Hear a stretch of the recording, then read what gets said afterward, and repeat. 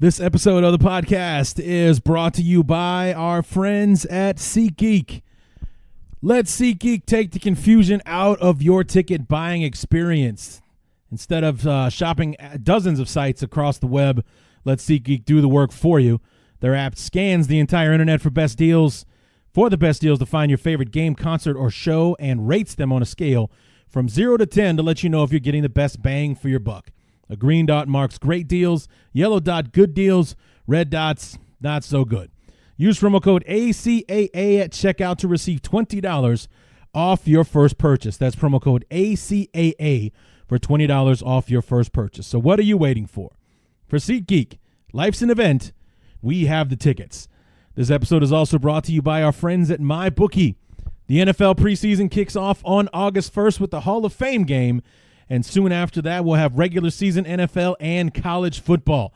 That means it's time to make an account at the best online sportsbook known to man. That's right, I'm talking about MyBookie. With an easy, no-hassle mobile site, 24/7 customer service, and bets on every sport and prop imaginable, MyBookie provides a fun, safe betting experience. And if you deposit today, MyBookie will give you a 50% deposit bonus. That's right. You put in 100, they'll give you 50. You put in 1,000, they'll give you 500. It's just that easy. So go to mybookie.ag and sign up today with promo code BEARS100. That's promo code BEARS100. At MyBookie, you play, you win, you get paid. And my guest today is the NFL Network's Adam Rank. I've been trying to get Adam on the show for quite some time. We just kept missing each other, it wasn't a good time, or, it didn't quite seem to work out. And then finally, the stars aligned, the planets aligned, and here we are. Adam Rank from the NFL Network come on the show, and it was a very interesting conversation that Adam and I had. I had a great time talking to him. I pretty much ignored almost everything that I had written down in my notes and just let the conversation take itself where it went. And it was a lot of fun being able to do that with him. We did talk about the Bears. We talked about Madden and then the rankings of the players. We talked a bit about wrestling towards the end. And we also talked about his show, the one this coming Sunday on the 21st at the Beat Kitchen in Chicago. You can go to beatkitchen.com to check for tickets and see what you can get your hands on. Tickets are going fast, as Adam says during the interview itself. You want to make sure that you get out there to catch this one time that he's going to actually be in Chicago on the 21st. So we do talk about the show. We talk a bit about fantasy football and why I don't play fantasy football anymore. And we cover a lot. So this is a lot of fun. Had a great time talking to Adam, and don't have any news or notes or anything to give to you guys, so we're going to dive right in. Myself and Adam Rank from the NFL Network, just having a good old fun chat, talking about our beloved Chicago Bears and just about anything else we could stumble across.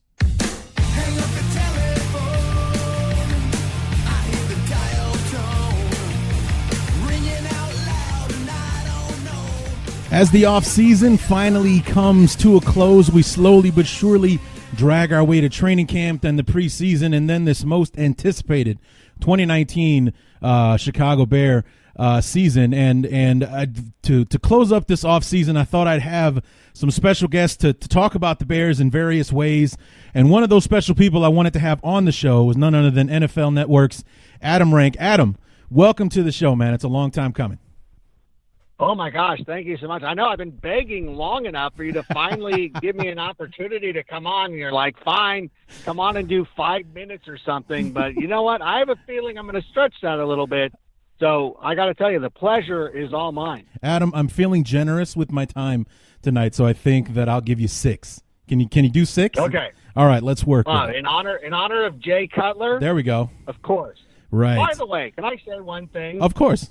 Like, if you don't like Jay Cutler by now, and I'm talking about watching Total Cavallari or whatever his wife's reality TV show is. Right. That is such a breakout moment. Because, listen, I might know a little bit something about television. No, I'm kidding. I don't. But I do know that the producers were probably filming it, and Kristen's great. Her coworkers, not so much. So I think when Jay sauntered into a shot or two and everybody really, got behind it, that they're Mhm. like, oh, this guy's got to be on the show a lot more. But I know that's not what I was here to talk about. Right. But I just wanted to put it out there. No, I agree. He was like unintentional comedy gold for that show. And it's just him being him. That's how he'd be acting if the cameras weren't even there. Yeah, no, that's just what that's what he's all about. That's who he is. And you can see, and I think it's funny because Kristen's friends have that. They all love him, but they all get frustrated by him. And I'm like, yeah, now you know how Bears felt. Exactly. Or Bears fans felt, I should say. We love him. For 9 seasons. We love the guy, but we didn't like him very much, kind of thing. Like a family Come member. on, Jay. Like a family member. You love him, but you don't really like him from time to time. So it's that's really what it was all about. And speaking of, I mean, go ahead. but we always have friends or somebody that we have the highest expectations for. And when they don't come through in an unreasonable way, we get upset at them. And then we have people who are just derelicts who we give chance after chance to, and that's no problem. But that probably says more about us. Right. So, Adam, you and I were able to connect, or I was able to connect to you through the Angels podcast that we have here on the Armchair Network. So my question, because I thought it was so odd when I saw that, it's like Adam Rank on an Angels podcast. I thought he was a Chicago guy. So, but when I looked into it, I saw that you were born in Chicago but raised in California. So, because I was wondering, are you a Chicago guy who was in LA, or were you an LA guy who was a Chicago fan? I couldn't really figure out which one it was. Right, and it's very confusing to a lot of people, and I always feel like I have to explain it, but it's a phenomenon that kind of lends itself to Southern California, a place that did not have professional football for 22 years. Right. Now, I was born in Schaumburg, or actually the hospital is in Park Ridge, and we lived there for about 5 years. My dad was a Navy vet. Okay. My mom's from Oswego. My dad's from Sterling, which is probably actually closer to Davenport than it is Chicago. But when he was done with the Navy, he was like, "Yeah, I'm out." Like we're not. They weren't excited about the snow, and they had a couple of stops in California. But we did take a little bit of a detour going down to Atlanta when he got out of the Navy, and then first winter we were there, ice storm. So he's like, all right, enough of this. We're going to California. So I grew up out here. My sisters are more Chicago people than me. Okay. I'm a kind of a California person. I mean, I do like the Lakers and the Kings, which is really weird because Jonathan Quick one time saw me at a Super Bowl and I was wearing a Bears hat, and he really was starting to give me a hard time. And I'm like, bro, like I root for you guys. Like don't harangue. Like I told him, you're a Giants fan. Can I get mad at you? Pretend like you're a Rangers fan or something? So I know that was a sick humble brag, by the way, that I snuck in there. I thought that was pretty special. Very nice. But I grew up an Angels guy. My dad's a Cubs guy. Okay. For my family, they're all Cubs people. So my dad was kind of like, he was cool with like, oh yeah, I root for the Angels, American League. I hate the White Sox, so it's all good. Right. And I do have, well, I don't have an allegiance to the Cubs anymore because I felt like once they won the World Series, and I'm not out there every day. I'm like, I was happy. Mm-hmm. Like I was very thrilled for everybody, but I'm like, I really didn't suffer through this. So I feel terrible trying to take any sort of glory away. So the Cubs jacket's in the closet or whatever. It's my grandfather's Cubs jacket. So I'm like, I'm not going to even play this. I mean, I rooted for them to beat the Dodgers because the Dodgers suck. So that was always a huge thing for me. But no, so I rooted, and actually when I was a real little kid, I was a Rams fan, and then they moved, and I'm like, well, I'm not going to root for some team that's in St. Louis because that's garbage. And then my family eventually pressured me into being a Bears fan. I was kind of not coerced, but it's funny too because like I had lived through all the Bears stuff. Like I remember my dad being super upset about Walter Payton not getting a touchdown in the Super Bowl. Okay. I remember how pissed he was at Darryl Green in '88. So I lived the Fog Bowl and all these. So I lived through these moments. So it wasn't foreign to me. I mean, I can recall them. and it's that way. But you know what? It is cool because, my children don't have they're California born, so they don't really have a connection to Chicago. So I try to keep that bond with the family going by making them be Bears fans. It's touch and go. I mean, Okay. if the Rams keep playing at the clip that they're doing, my boy's going to be 1, my girl's 4. So I don't want the Rams to continue to do well because I don't want them to sneak into a situation where they start trying to glom onto the Rams. So it's a fight, but it's one of those things. And I know it's weird, and it's a Southern California thing where you root for the local teams in every sport except for football, and then you root for the football team that your parents like. So Right. that's Well, you mentioned Davenport. I lived in Davenport for 20 years, and it is a hub for fan bases out there because it's 3 hours west of Chicago. It's about 4 hours from St. Louis. It's a few hours from Minnesota, a few hours from Green Bay. So it was a melting pot of fan bases. Thankfully, there is a God in heaven, and it was a Chicago market, so we got Bears games, so I didn't have to suffer through that in the days before sports bars and Sunday Ticket and everything. But when I worked at the casino boat out there, there was a Raiders fan, there's a Bills fan, the Steelers, Cowboys, Vikings, Packers, what have you. It's just, like I said, a complete melting pot of fan bases because they don't have any professional teams out there. Yeah, and it's one of the things, though, to my recollection, I always think of Iowa people as Chicago people. I think one of the most famous people, at least currently, from Davenport is Seth Rollins of the WWE. Sure. Famously a Bears fan, loves the Cubs and all that stuff. So I always kind of consider Iowa part of the market, and I don't know how my dad got into it exactly, because I guess he probably could have gone a number of different ways, although there wasn't a football team in St. Louis when he was growing up because he was because the Cardinals were in Chicago. Sure. And the Cowboys were probably not even – there weren't even a Dallas Cowboys. So I guess he didn't have much of a choice. But thankfully – and he was still in Illinois, so it wasn't like he was in Iowa. But thankfully he did make the right decision. Yeah. Another guy from Davenport that I was surprised to find out when I first went to school out there was Roger Craig. Roger Craig is Davenport, Iowa, born and bred. And because one of the casinos – When I first went out there, one of the casinos was named after him, Roger Craig's Lady Luck Casino. It's now the Isle of Capri, but one of the casinos had his name on it when I first went out there. Well, that's interesting. Yeah. Although, you know what? I wouldn't allow – I'm like, but bro, you went and played at Nebraska. Like, no, your name is off the casino now. Like, what is that? You're not completely Iowa born and bred because you did leave – to go play for I don't know if you can say rival Cornhuskers because they were Big 8 back then, I would imagine. Didn't he go to USC? Am I getting – Roger Craig? Yeah. Wasn't he a Cornhusker? I thought he was a Trojan. Somebody's going to get super mad at us, and they're gonna leave a comment, and they're going to be like, you guys are the biggest idiots. Yeah, you're both stupid. I thought he went to USC. I'm confident. I guarantee you he did not go to USC. Okay. Because he would be mentioned with all those great USC running backs like Marcus Allen. True. And all those guys, Reggie Bush, of course. I'm pretty sure it's Nebraska, and it makes sense.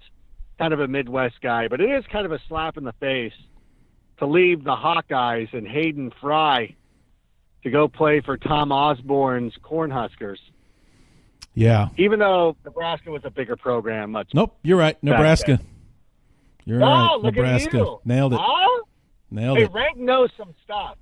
I know that people on the internet like to tell everybody that I'm a buffoon, and they're probably correct. Well, let's take that segue if you'll allow me, Adam. A lot of people calling you a buffoon when you started doing the state of the franchise videos, where you were naming everybody's record. And I've had a few on my show because I just finished a series of shows that I call opponent previews, where we basically just go down the schedule, and each of the Bears opponents, I have somebody, a representative of the team, a blogger, a podcaster, what have you. My Broncos gal, not happy with you at all. Because oh my gosh, didn't you pin them to like 2-14 or something like that? Whatever. It's last place. what it comes down to. And I didn't give them a favorable record because one of the things that I did, and this was one of the ways that I attacked it. I think a lot of people will look and they'll be like, well, the Broncos will win 8 games or the Raiders are going to win 6 games. And you just kind of sit there and pick which of those I'm going to find the 6 games.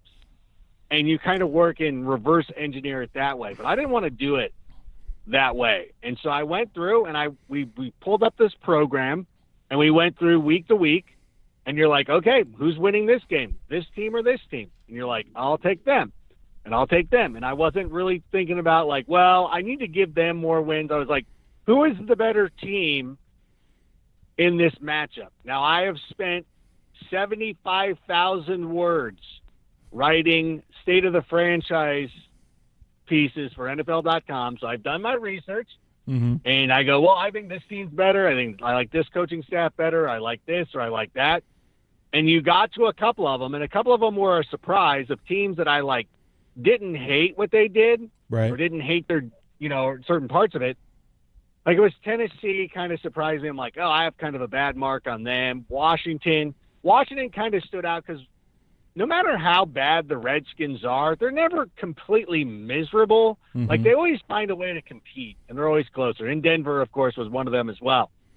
And so our producers are like, hey, what do you want to do? Do you want to switch these around and do you want to kind of, try to give them some more wins?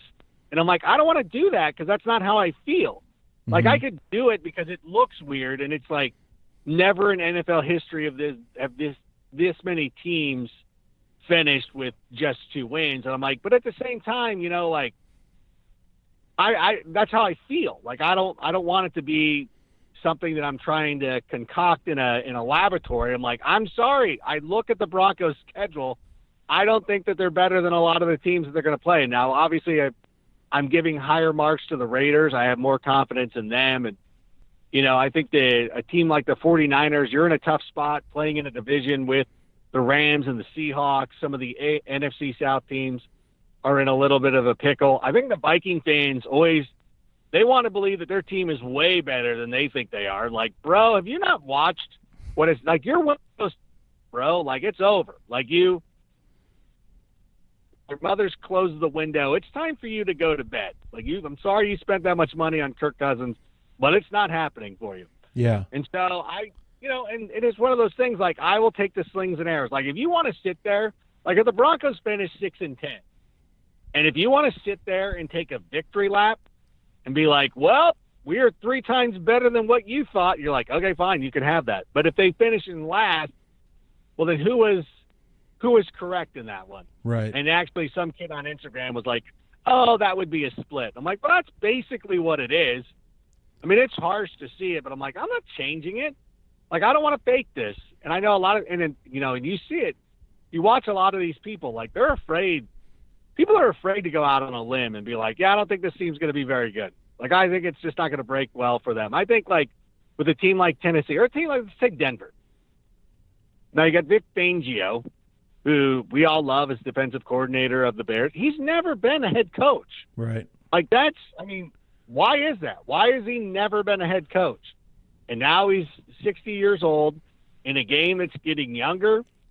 Quarterbacks are getting shorter and more mobile, and they went with the oldest rookie head coach possible. They went with the least mobile quarterback they can find. Like Ryan Tannehill was too athletic. We're like, let's find somebody a little less athletic. Like it's a taller version of Case Keenum. And then they draft a quarterback.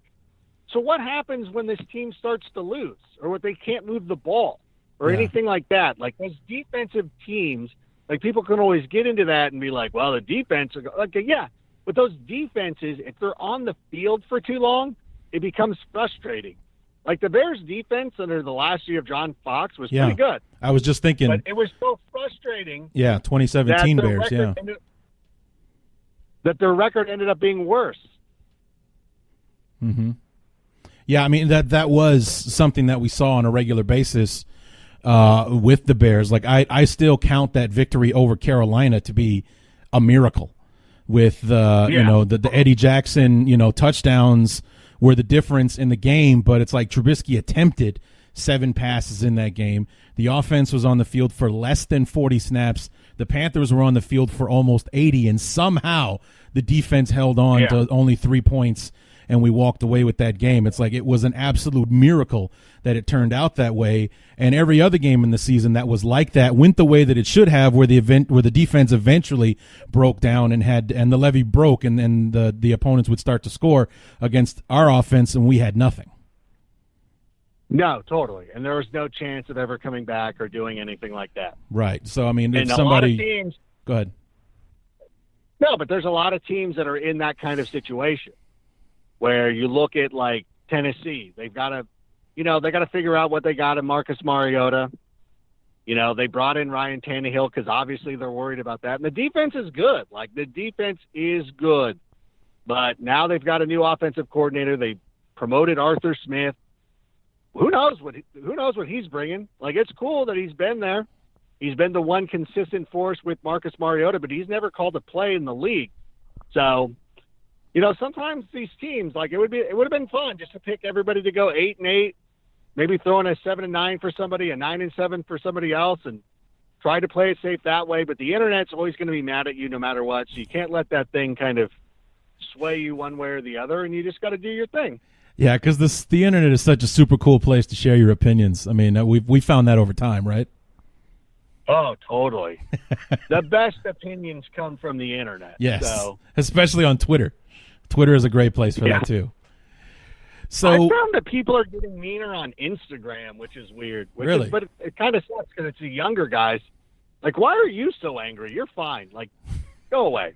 And it's so weird, too. Like, when people get upset about predictions, like your predictions are they'll say things like, your predictions are terrible. Like, how do you know that? Like, it hasn't happened yet.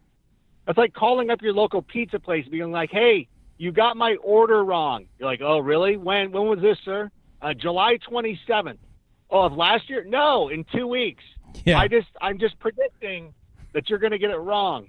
Like, that's basically what they're doing. And it's like, let it play out. Like, I'll wear it if I'm wrong, but let it at least be wrong first. Yeah, I mean, I definitely agree with that, and it's, like when you came out and you said that you'd be shocked if the Bears didn't make it to the Super Bowl this year. I'm sure that you got hit from both sides when you made that announcement on was it Good Morning Football when you said that? That was Good Morning Football, and I would be shocked if they didn't, because, you look at the way the team is constructed, and obviously I have a little bit of bias, but I'm trying to be as objective as possible. And you know what? I would literally be shocked if they do not make the Super Bowl. Now, if something happens, there always can be some unforeseen things that happen during the course of a season. But, all things being relative, everybody staying healthy, it would be a shock if they don't go to the Super Bowl. Yeah. No, I'm definitely on board, because I'm the person that's been saying since before 2018 started, this was the team I was waiting for, the 2019 team. And I actually just watched the video where you were telling Kyle Brandt that you would be shocked. They were like, it was, a full off season in OTAs for Khalil Mack, no holdout for Roquan Smith, year 2 in this system for Trubisky, not only in the system itself, but with the guys that were brand new to him last year. He's got a second go-around with Anthony Miller, with Allen Robinson, with Taylor Gabriel, Trey Burton, and all these guys are going to become second nature with each other. This was the team that I wanted to see play. I like 2018, I was super excited about to see how those new pieces were going to work. 2019 was the season I was waiting for to see how they'd work after they were familiar with each other. Yeah, and you also brought in a running back who's probably better suited to work in this offense, somebody who's going to give us a little bit more versatility as a receiver out of the backfield. And I never was one of those guys who piled on to Jordan Howard or anything like that, but it was obvious that he was going to be a better fit for some other team. But he still got 250 carries last year. So now, David Montgomery comes in. If he gets a number similar to that, where it could really pay off is where, moving the sticks on those short plays, like just extending drives, just keeping the defense off the field. Some of that also comes on to Mitch Trubisky as well. Mm-hmm. But if that's an area where David Montgomery could help keep them on the field, because I believe they were 19th in third down conversion, which was not great, but if they could really improve upon that, I think that they would end up, that defense could end up being better for a lot of the reasons you just laid out. Yeah, I mean, that's why I was looking forward to seeing this team out there, and that was even before the whole thing with Jordan Howard kind of manifested itself throughout the season. I mean, there was talk about trading Howard before last year, and everyone just thought that sounded crazy. Like, how do we know he's not a fit in Nagy's offense? He haven't, like you said with the predictions, how do we know he doesn't work? We haven't seen him in the offense yet. How do we know what Nagy has planned for him and everything? And then slowly but surely, those that were saying those things before the season, it just became more and more apparent that, Tarik Cohen fits like a glove. Jordan Howard, square peg, round hole kind of thing. Yeah, that was one of the hills I kind of was bummed out that I really died on, where I was like, no, Jordan Howard's going to be great. But, over the course of the season, you're like, yeah, we could probably use somebody else there. And, the comparisons for David Montgomery are, of course, Kareem Hunt and his versatility. And, and I think that, everybody's always acting like, where are these carries going to come from? You're like, Jordan Howard, again, carried the ball 250 times last year. I think David Montgomery's going to find a way to fit into this offense. Yeah, I agree. I can't wait to see it. What I've been hearing from the beat writers is that pretty much that he pops off the page basically in those OTA practices. And granted, there's no pads, there's no hitting, but there's just something extra that he's doing. Like they're just noticing a spark from him that they haven't seen, and something they saw similar to Tarik Cohen in his rookie season. Like, we might have something with this guy. They're talking about him and Riley Ridley in that way, as far as that they were making their mark in OTA practices.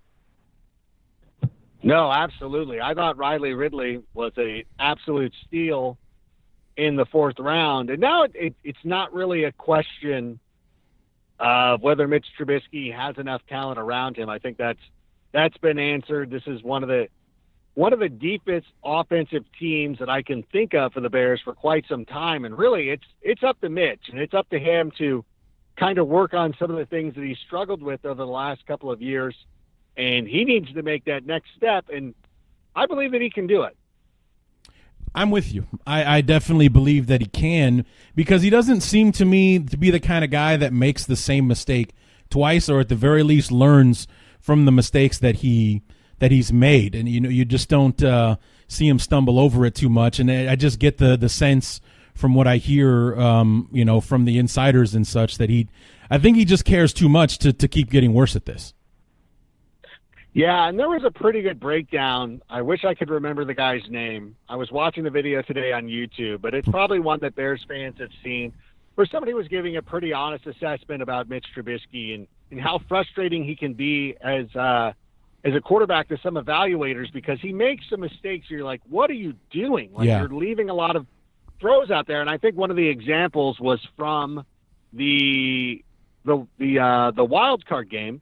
Mm-hmm. Where in the fourth quarter, with 6 minutes left, the Bears are running their basic sets, and he doesn't even look Allen Robinson's way, who was wide open. And if he would have just made the right read on Tarik Cohen, saw that he was bracketed, Allen Robinson was wide open right at the end of his drop back. He could have nailed that throw, first down. You keep the chains moving, perhaps even move down and score, and then you don't have to worry about Philadelphia rallying or moving down the field. But when Mitch was back out on the field with a minute left to go in the game, same play, similar play. They didn't send Tarik Cohen in motion, but similar concepts. Allen Robinson runs the same route, and Mitch makes one of the best throws of his career and gets the Bears down into field goal range. And that's a good example of, hey, he went in and corrected his mistake. He went in, he looked at the Polaroids. What am I, 90? He looked at the photos and was like, oh, I should be looking for Allen Robinson if the defense is doing that. He went out, made the proper read, and then he was able to hit him. And I think a lot of his problems and of course I'm gleaning this information from the guy who actually went through and looked through all the tape, where they're talking about his hips, and they're talking about, hey, when you're throwing the ball, don't rely so much on your shoulder. Make sure you're not dragging your hip and you're doing this. And if some kid on YouTube is pointing this out, I'm pretty confident that Matt Nagy is also making these same observations. Right. And these are the kind of things that he's working on. So that'll be one of the things that we can look at during training camp and during the preseason games, although they play very limited in preseason games. But that'll be something that we can look at and see, is this guy going out there and correcting these problems and making these throws? And, will he be the guy who throws for 5,000 yards like, Pat Stafford? Maybe not. But at the same time, he seems like a winner, because one of the takeaways was that Mitch always plays better in the fourth quarter. His passer rating in the fourth quarter is much higher than it is in the second. And if you give me a guy who's clutch, a guy who's going to make big plays in big moments, I would rather have that guy, especially with the Bears defense, as opposed to somebody who's just throwing for 5,000 yards and he's great for your fantasy team.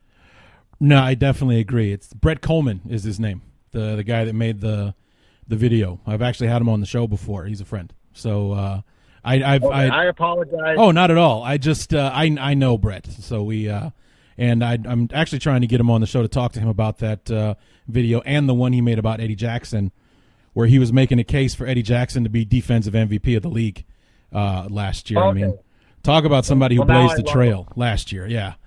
So he's like, Eddie Jackson might be the best defensive player in the league with the way that he's playing and the way that he broke it down. It's like, Eddie's a genius, an absolute genius. He makes the right read every time, and he's got the athleticism to pull it off and all of this. He's very good at what he does with those videos. He's outstanding. He used to work at the network, I believe.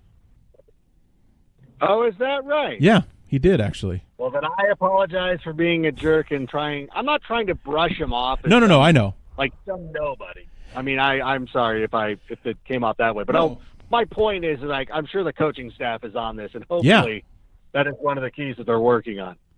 Yeah, absolutely. And I think that that maybe correcting that problem is the night and day difference that the defense keeps talking about, because they keep saying that the difference between year one in this offense and year two with Mitch is night and day. It could be that he's reading things better and that he and Nagy have been working on those fundamentals to get his hip more involved and the ball's coming out of his hand a lot more accurate than it used to.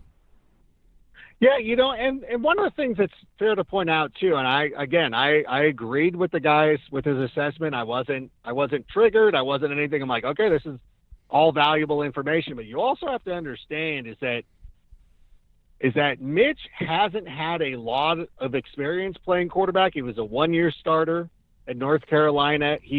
When he played as a rookie under John Fox, he barely got an opportunity to throw the football. So a lot of these knocks that I'm hearing about Mitch are a lot of the same things that I heard about Jared Goff last year and going into last season. Like, oh, this guy's never going to get it. Like, he's a little flukish. And then he went out, had a pretty great season. But I think the thing that separates Mitch over Goff is what we talked about, is like Mitch is so clutch in the fourth quarter, never seems to get rattled. And I know your friend was talking about, like, when he turns his brain off and just goes out and plays, he's amazing. Yeah. And I'm like, I think that's something they're going to work on. And that comes from playing the game with a lot of repetition, where you're not thinking about it too much, where you're just out there reacting. You don't have to think about it too much. And you know what?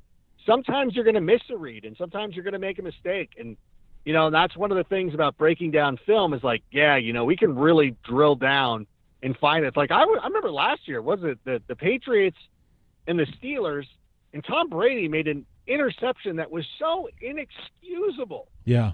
And you're like, Tom Brady still goes out there and makes mistakes like this. And it's like, but again, I would rather have that clutch guy. I would rather have the guy whose knock is he only plays good when it matters the most. Like, okay, I'll take it. That's fine. I mean, it would be nice to see him run up the score in the second quarter like that Buccaneers game last year. Right. But I'm still pretty good with a guy being super clutch. Yeah, I can definitely. I mean, they certainly made things interesting last year, which is why I was, so devastated when we ended up losing that game to Philly. I wasn't done watching that team play. yet. So watching the with Parkey and the field goal thing and that not working out and losing that game, it really wasn't so much that the season was over and we don't get to go to the deeper into the playoff. I wasn't done watching that team play yet, and I think that's another reason why I'm looking forward to 2019 is like I get to see the team play again.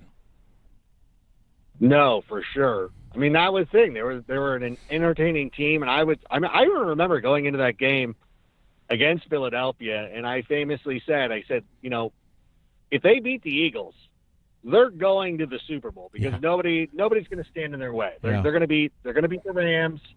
That's not going to be close. They don't want to see. And we saw what the Patriots did to them, so that wouldn't have been close. They would have beaten the Saints. I have no doubt about that. And so I was very confident. They just needed to get over that first hurdle against a team. I even almost believe that if Carson Wentz was the quarterback of the Eagles, the Bears would have ended up winning that one. But that's another story for another day. But it was just a ball hawking defense, and just for me, it was a throwback to not necessarily the 85 team, but those 06 teams with guys like Mike Brown who were just out there making huge plays and those fun teams. And I think that this momentum is going to keep going. Yeah. Do you have a favorite team for the Bears? If you narrowed it down to one season, which one do you think would rank above the rest? Trying to think. Actually, the year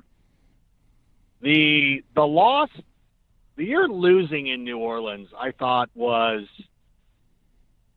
a really good team. I mean, because my dad always talks about, or was always talking about the Bears left so many titles on the field in the 80s because, McMahon got hurt in 86, the screw up in 88, or even in 87, during the strike year. And there's these things, and I'm like, you know what? I kind of felt that way about the aughts, the 05 and 06 and 04 and stuff like that. There were some years, one year, Mike Brown would get hurt or something would happen, and there was always one little thing, and those were just my sweet spot for the Bears. I can't really, I wasn't enough, I wasn't into it enough to really try to glom on to talk about, although 88 was kind of cool, but that's when I'm really starting to come around and come hyper aware, although I still kind of like the Rams back then. The Rams had Dickerson. So it was a weird time for me as a young man, but I think that Super Bowl team, especially with Devin Hester, easily my favorite, and just the whole way that broke out. And I remember we used to go and we would watch the games and we would play this game called Pass the Cup, and everybody would throw $1 into this plastic cup. And if you were holding the ball when a score was made, a touchdown or a field goal, you would get the money that was in the cup. It was like $17. There were 17 of us. Okay. And I remember nobody wanted this cup to open the Super Bowl because you never wanted on the kickoff. That's garbage. My wife was smart enough. She's she was my girlfriend at the time. Wait, was she my wife? No, she was no.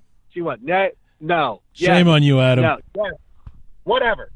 Either one, it doesn't matter. Same girl though, it doesn't really matter.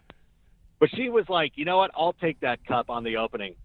And then she had it, and of course Devin Hester did his thing. Right. I thought they were going to kick the ball out of bounds or do something Tony Dungy like, but then I guess he kicked it to Devin Hester, so that was Tony Dungy like, and he did his thing.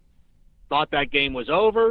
I'm like, we got a lead on Peyton Manning in a big game, there's no way we lose this one. But then I'm like, oh, I forgot. Rex Grossman was our quarterback. Right. My bad, everybody. That was on me. Yeah, the 06, that was a great team. I mean, a lot of fun, like you said. There were two guys that I think would have made all the difference in that Super Bowl, and Mike Brown being one, Tommy Harris being the other. He got hurt late in the year, missed the entire playoff run, and we made it to the Super Bowl without those guys. Imagine what we would have done had Mike Brown been there. I mean, for starters, Reggie Wayne isn't running wide open down the middle of the field because Daniel Manning bit on the fake to Dallas Clark, and we just left the All-Pro, future Hall of Fame Reggie Wayne wide open down the middle of the field for the first touchdown that the Colts end up scoring. Now they're back in the game, and the rest is history from there. Yeah, I've asked Reggie Wayne that, and he won't go along with me. But I'm like, you understand if Mike Brown was playing that ball's intercepted? Like, you understand that? I'm like, I'm not saying that it would have been a pick six, but he would have intercepted it, and something crazy would have happened. Yeah. You guys would have started slipping. Like, you would have been pissed at Peyton Manning again, like you probably always were. But he will never say that. He's like, oh, we would have beat them. They were running they were running the Dungy, Tampa 2 defense. We had that all figured out. I'm like, did you? Did you? I don't. And by the way, and another thing too that always bothers me is that New England was up 21-0. Yeah. In the AFC Championship game. Yeah. Well, the New England shouldn't have even been there. And this is another thing that I love to tell Reggie all the time is I'm like, you realize that if Marlon McCree would have just fallen down, Chargers beat the Patriots finally. They get over that hump.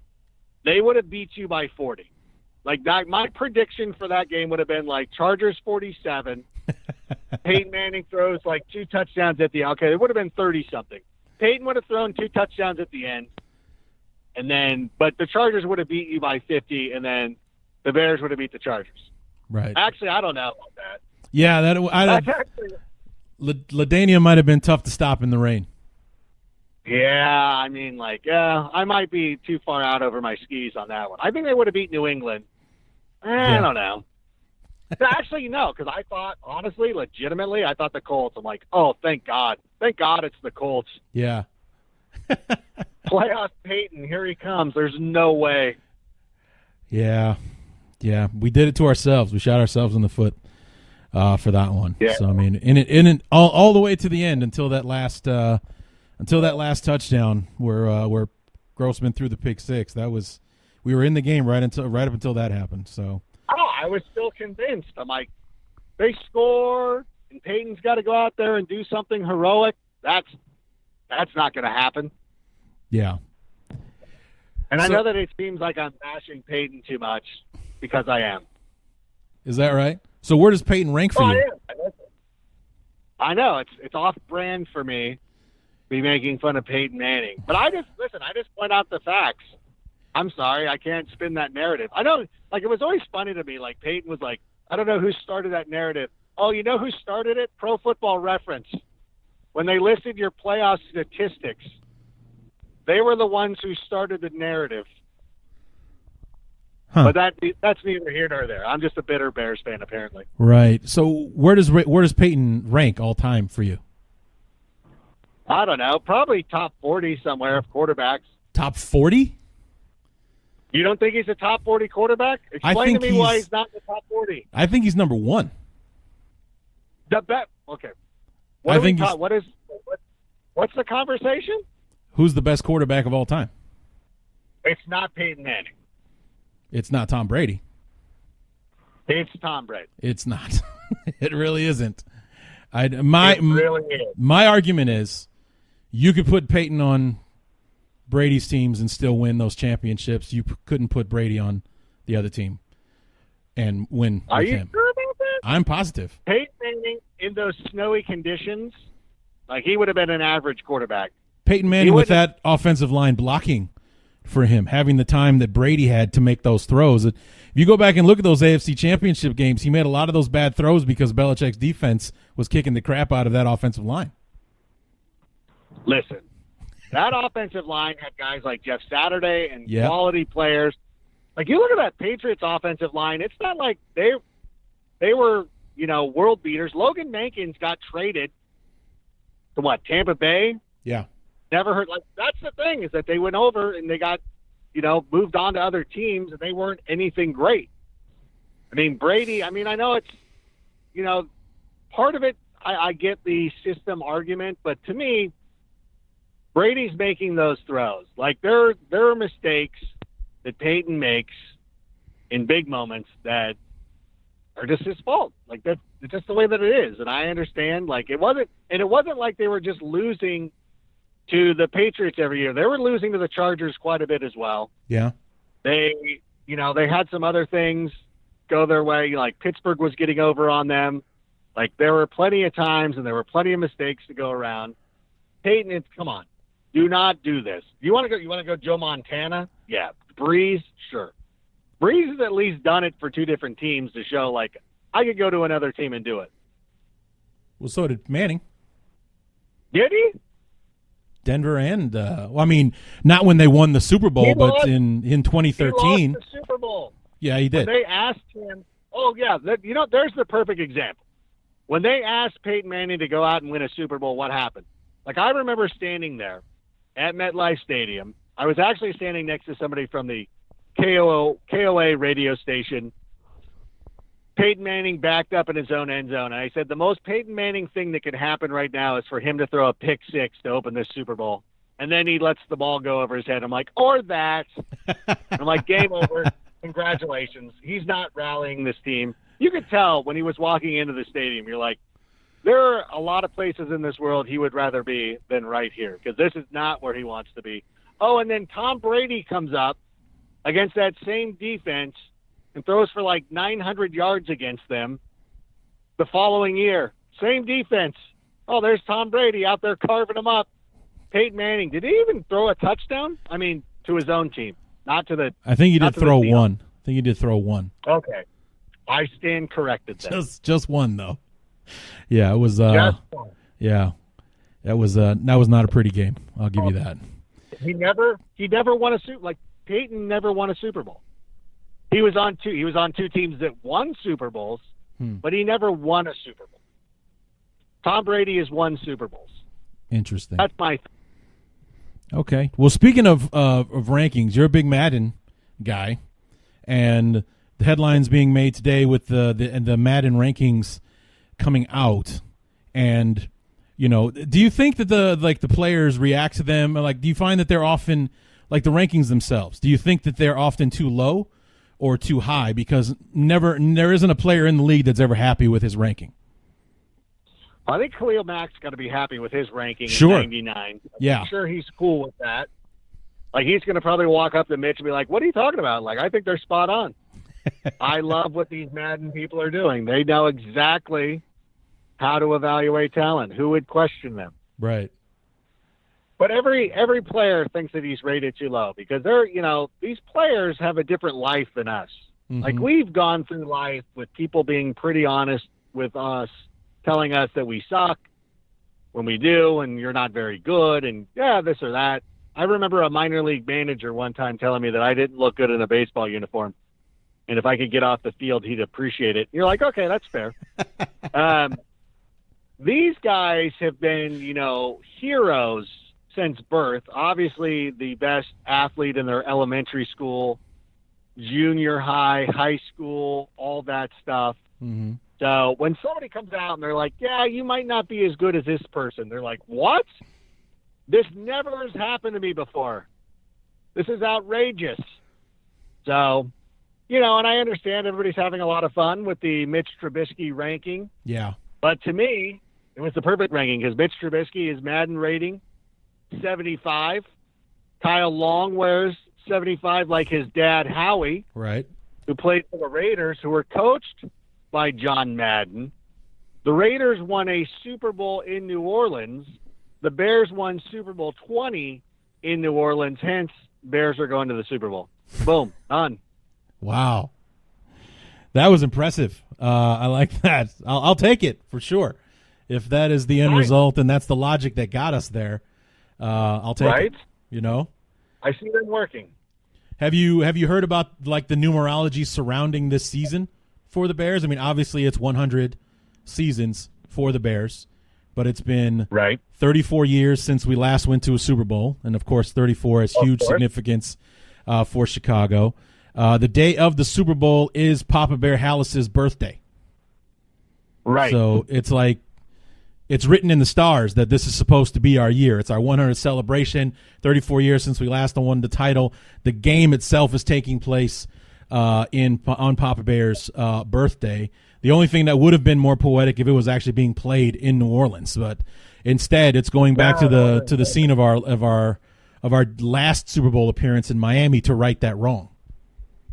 Yeah, it's a chance to avenge ourselves. We've already conquered New Orleans. We don't need to go conquer it again. Right. So, but Although yeah, it would have been a lot of fun, but whatever. Right. So, but that's some of the things that have kind of turned into where it seems preordained that this is going to happen for the Bears this year. 100%.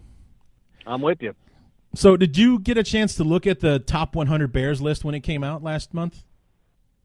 I did, and it's not an easy task because it's always hard to really compare eras and things like that. And well, how good was Bill George? Was he better than Buck? Like, I've never even seen tape of Bill George. I'm taking word of mouth and like, okay, he sounds like he was pretty good. Like, okay. But and even then, like, and even a lot of the stuff that you see of Butkus or Gale Sayers, like you see limited, footage of it, and you're like, well, this looks pretty impressive. But I've seen limited footage of Kalen Ballage where you're like, he looks like the best player I've ever seen in my life. But again, like they're Hall of Famers, no doubt.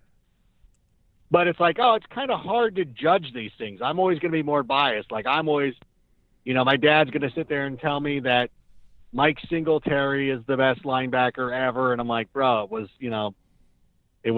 Brian Urlacher, and I always love to put Devin Hester much higher on any list than a lot of people. So it's interesting to me and it's good to talk about, but because I know so many people get mad at me for so many different reasons that I try not to slay the people who are putting themselves out there and trying to create a difficult list like this. Yeah, I thought it was. I thought the point of the whole list, to be honest with you, was more of a conversation piece than actual trying to be scholastic and trying to choose who belongs where on the list. Because like you, with trying to say that somebody that was a top player back in like ranking Red Grange ahead of anybody who's played football in the last 30 years seems ridiculous to me. But, the list, I think, served its purpose because it was all anyone could talk about when it came out. That's exactly why we do these things in the off season. So you have something to bitch and moan about and be like, well, this is garbage. What a clown. Who's the clown who did this? Those kind of things, which, and it's fun and it's good fodder. And it was good to have these conversations because we have an inordinate amount of Bears fans who work at the NFL Network, and it's all we talked about for weeks. And you could just kind of tell, like, everybody was digging in their heels for their player. I always find myself being the Devin Hester guy, who's always making space for him and really trying to stump for Devin Hester and everything like that. But, for the most part, I thought it was a pretty cool list, and it was a great exercise to get out there and just keep talking about the Bears. Yeah, have you had a chance to get your hands on one of those 100-year scrapbooks or anything like that? I have not. I'm going to be in Chicago, and if anybody's still listening to me, I would like to promote that I will be at Beat Kitchen in Chicago on July 21st doing a little comedy show, doing a little not magic, but fantasy, doing it's like a variety show for things that I'm good at, which is comedy, fantasy football. Some say that the two are intersected because my picks are fantasy and they're comedy, I should say. There you go. But I'm going to be out there doing that. And I know, like, my wife is sitting there going crazy because we're recording this on Amazon Prime Day. And she's running up a huge tab. And I'm like, I don't want to be too upset with what you're doing because I'm going to be coming back from Chicago with a bunch of merch. So I really don't want to start that fight today and then have to defend myself, a week from now after I'm at the Beat Kitchen on July 21st. Tickets available now. They're going fast, though. I encourage anybody to go out there and purchase as quickly as possible. But doors open at 8, show starts at 9. That is correct. It's a late show, but I feel like Chicago is kind of a late town anyway, so it'll be cool. We'll have fun. I feel bad for anybody who's buying the meet and greet because it's like I'm not going to not say hello to you if you don't. It was something my manager did, and I was super heated about it. I'm like, why are you doing that? But if you did happen to purchase meet and greet stuff, all that means is that I'll be in a fantasy league with you. We'll set it up. I'll get everybody's emails. Like, even if it's 100 people, there won't be 100 people in the league. We'll divide it up. But we'll be in a league. We'll hang out. I'll buy the winner of the league some Portillos. So it'll be a laugh. It'll be a good time. And fantasy, get ready to talk about the Bears and all that stuff. We'll make fun of Aaron Rodgers. It'll be a good time. How did the whole thing come together? Well, it was one of my friends who had the idea, trying to get us booked into comedy clubs across the country, and we kind of threw it out, and we got some invitations to some places from, different places here and there across the country. We were looking for a place in Chicago, and then, I'm like, well, it didn't work out at the Improv in Chicago, which is in Schaumburg. Right. I'm like, oh, well, we'll figure it out. But, the Beat Kitchen reached out to us and said, hey, if you want to come hold it here, we would love to have you. So it's a cool venue. Anybody who's into the music scene in Chicago knows this is kind of a revered place. So for me to be able to get up on that stage is pretty exciting for me. So I'm looking forward to it, and should be a good time. So what is it about fantasy football that you like so much? I think it's still the competition, and it's still talking smack with your friends and being able to connect that way, because I have friends who I grew up with, and we went to not only high school, but like elementary school, and we've known each other forever.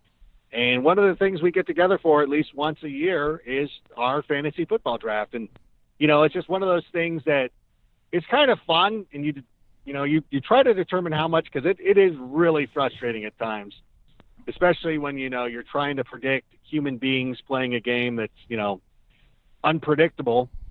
But I think it's the camaraderie, it's talking S and getting together with your friends, and that's really what makes it. And it's a cool way to watch football and to have some, an interest in a Bucks Bills game in December. So it's a lot of fun for me. Yeah, I've always loved the idea of fantasy football. It promotes league awareness because you can't just watch your team because who has a fantasy team filled with their own team's players. That's a recipe for disaster for the most part. But I can't play the game anymore. I loved fantasy football for all the reasons you just said. Trash talking, getting together with your buddies, and the draft and all that kind of stuff. I had to give up the game because I have the worst luck on the planet with it. Because I was in a keeper league with a bunch of guys that I went to college with, and I look forward to it every single year. And the way that it was a 10-team league, the top 5 guys were automatically in, and then the 6th spot would be given to the person that scored the most points. And that was always me, because I was always the guy that could beat anybody in the league except for the person that I was playing that particular weekend. It happened over and over. I would have the second most points in the league, but I would be 4-10 going into the playoffs or something like that. It happened to me it happened to me 3 years in a row, and I was like, the hell with this. I'm done. I can't do it anymore. I understand. It's like I couldn't handle being that good at the game and having nothing to show for it at the end of the year, because I'm racking up the points, but I have 0 victories to show for it. And then at the very end, we broke up our keeper leagues, and I lost Matt Forte and Drew Brees, and that was it for me. I was done after that. So, no thanks. I'm out. I understand it. I guess I can respect it. And when I have to tell my children that we have to make our own Christmas presents this year because people aren't playing fantasy football anymore, I'll come blame you. But okay. You know what? I understand your decision. I mean, it is a great game, and it is a lot of fun. And I like I said, it does promote league awareness because you have to pay attention to the other teams across the league and who's a good pickup and who's hot and cold and things like that. So it's a great tool for the league to get their get their product out there and everything. And that's definitely something that you see around the league these days is the parity just among fan bases. And a lot of that has to do with fantasy football and how it's gotten the word of the NFL out there. Yeah, and we keep trying to find ways to reach a younger audience and everything like that. And, people love, games of, not of chance, but like numbers and studying and going into it. Now it's amazing to look at the amount of research people put into the game, and it's promoting people. Like it goes beyond just looking at a stat sheet too. You see people now firing up YouTube videos, watching film breakdowns of players and everything. And it's really cool. And it really is just promoting football. And you know what? If you've never given a chance to fantasy football, even though your luck was terrible, that's not everybody. I would encourage, nay, demand everybody at least gives one fantasy league a shot this year. If you could, if you care about me and my family. Otherwise, it's all. Yes. Because, of course, Adam, you're living hand to mouth. So that's help Adam all that you can. Donate wherever you can, care of NFL Network to Adam Rankin, and help him and his Please starving do. family out. So that's Yes. great. So before I let you go, Adam, I do understand that you are also a big wrestling fan. Is that correct? That is correct. Do you have a favorite era of wrestling that you look back on the most fondly?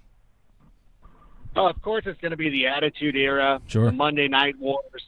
One of the most exciting times to be a wrestling fan. It was cool to be a wrestling fan.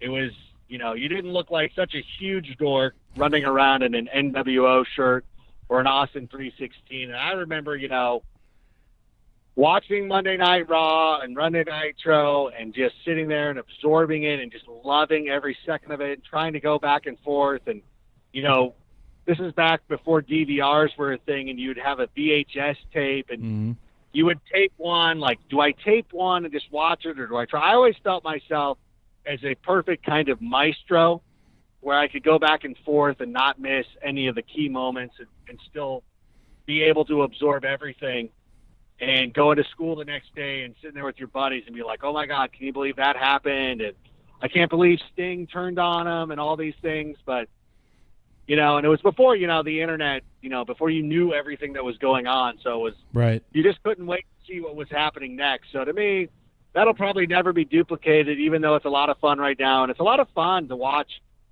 so many different wrestling promotions, not only out, the big ones like WWE and New Japan, but like some of the smaller ones. I know AEW is coming onto the scene.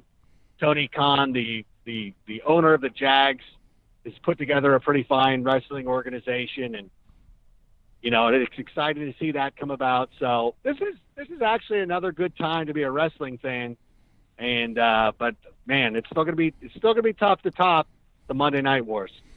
Yeah, no, I definitely agree. I was a huge nerd in as far as wrestling is concerned, and the funny thing was, I graduated from high school in '96, and I was a huge wrestling fan from the mid '80s and the Hulk Hogan and Macho Man, the Mega Powers, and all of that stuff into the early '90s. And then when I got to high school and started playing football and getting into other sports, my fandom kind of waned.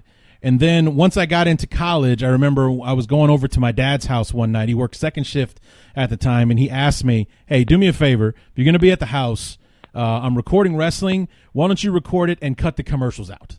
So basically just pause while it's recording and cut the commercials out. And that night that I watched for the first time was the night after the Montreal Screwjob. So, no way. Yeah, talk about a night to get back in. I was immediately hooked. Like, what happened last night?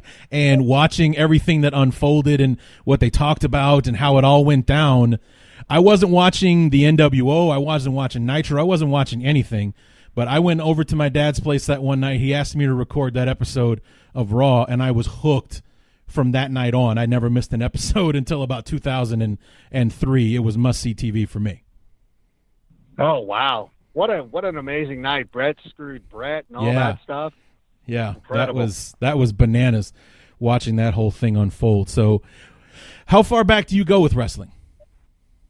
Oh, like you. Like, I remember Hulk Hogan and the Macho Man and all those guys. It was one of those things that I always loved as a little kid as well, and it was, I love the things that are popular now were not popular when I was a kid. And Right. it was just, you know how it goes. We're similar age. Yeah. Like, comic books were not cool, and now it's the coolest thing ever, Star Wars. Right.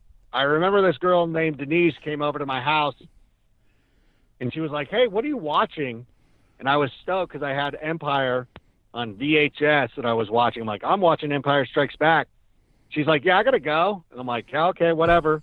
And then my sister told me, like, later on in life, she's like, that chick was coming over to hang out with you, and you're watching a Star Wars movie. And I'm like, well, I was watching Empire, but whatever. Right. I'm like, nowadays, that's what chicks do. They come over to watch Star Wars movies. I'm like, damn. But it all worked out. I have nothing to complain about. It's all good. Okay, so here's a very important question then. What is the greatest WrestleMania of all time?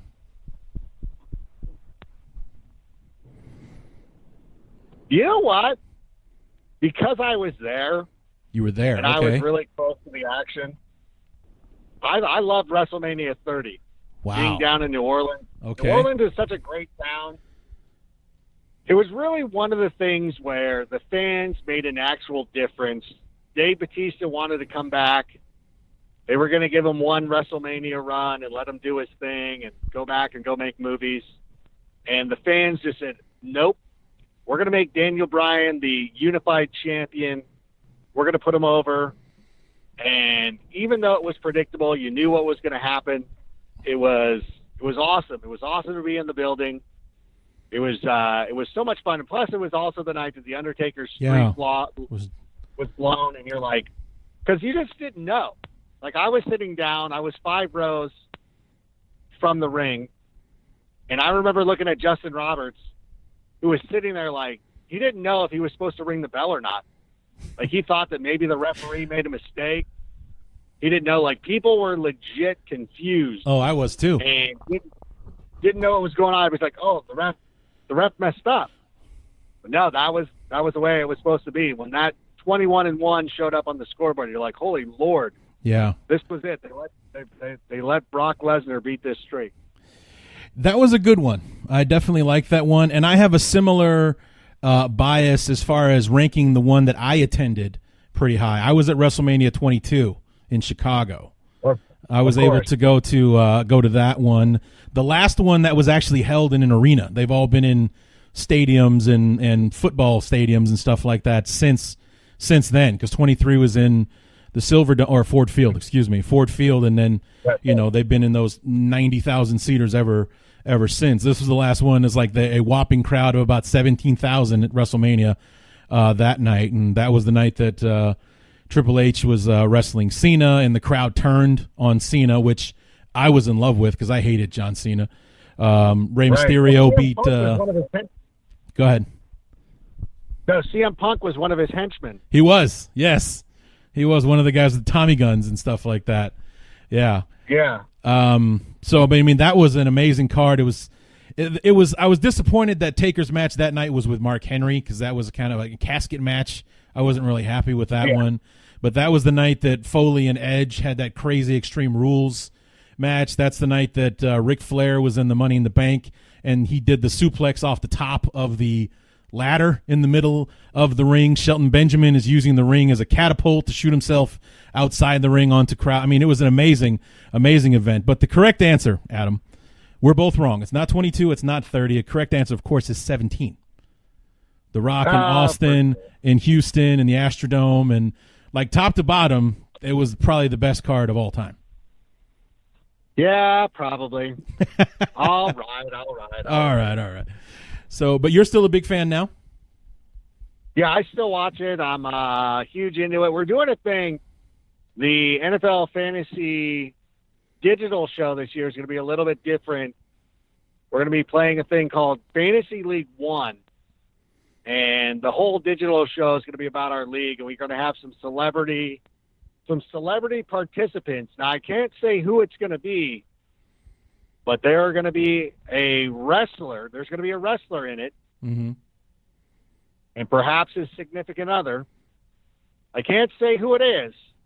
Yeah. But I was talking to them today, and they were gung ho. So, barring any sort of unforeseen circumstance, this husband and wife team will be in it. It's a wrestling power couple, and it's going to be a lot of fun.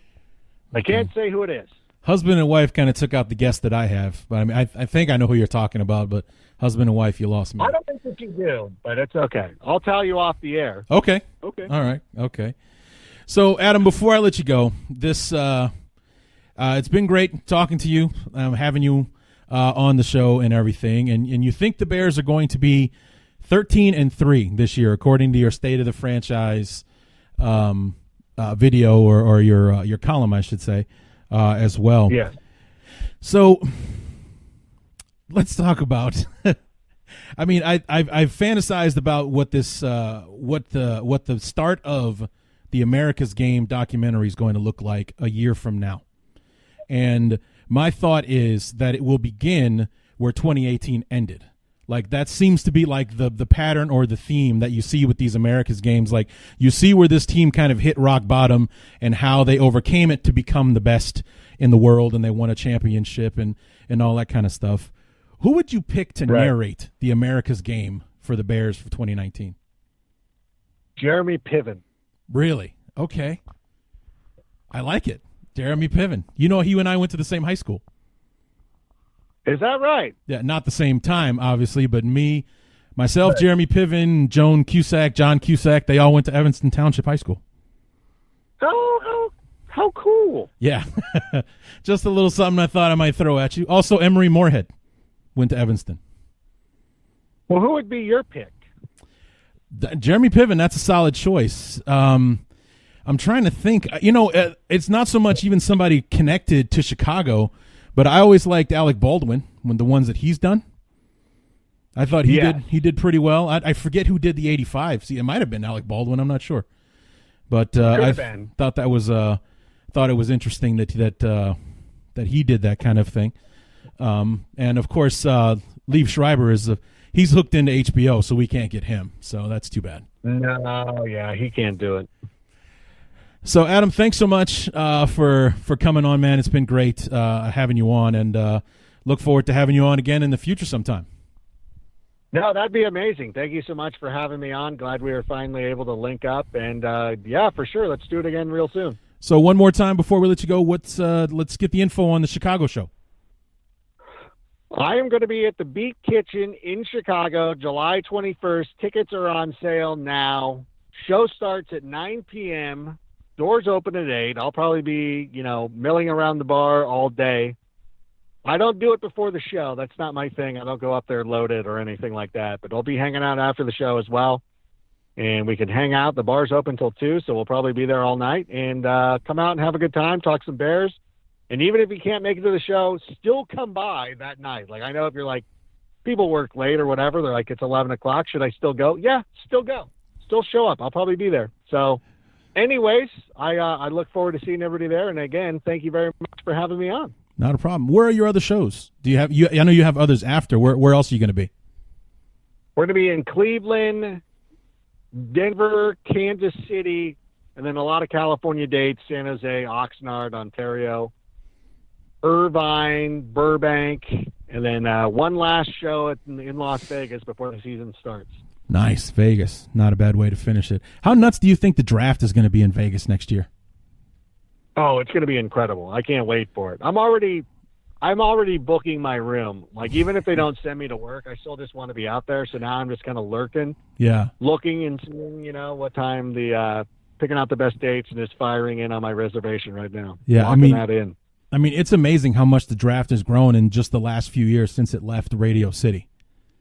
Just how, no, for sure. With because there really wasn't much of a fan experience when they were still at Radio City, but when they moved to Chicago and they had those events and all that kind of stuff, then after 2 years in Philly, it was bananas to do it on the stairs where the Rocky statue is, and then this past year in Nashville, 600,000 people lined the streets in Nashville to be there for draft night and everything. It's just amazing how much it's grown just in the last few years, and I can't wait to see what they're going to do in Vegas, where excess is the rule.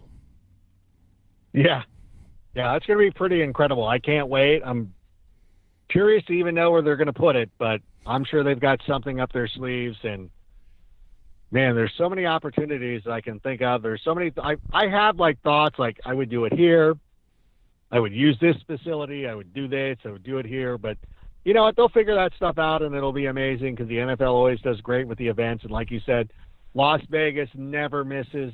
So I'm definitely looking forward to it. Yeah, definitely. Adam, thanks so much, man. I really appreciate it, and we'll talk to you again soon. All right, that sounds great.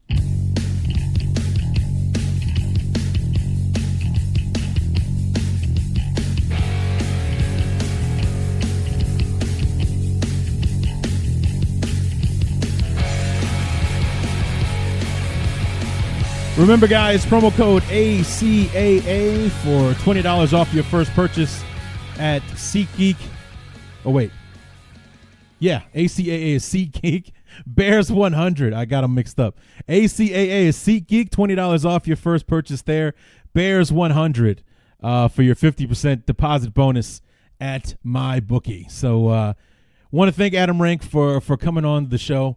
Like I said, there are a lot of notes left on the table, so we have plenty to talk about the next time that we have Adam back on, and lots to cover there. Like I said, I had notes and I had ideas about what I wanted to talk about, and then Adam started talking, and yeah, let's just talk about that, man. Let's go for who thought we would, in the middle of a Bears podcast, you'd have a Brady versus Manning debate. Who knew? But that's where the conversation went, so that's where I let it go. And I think we did good.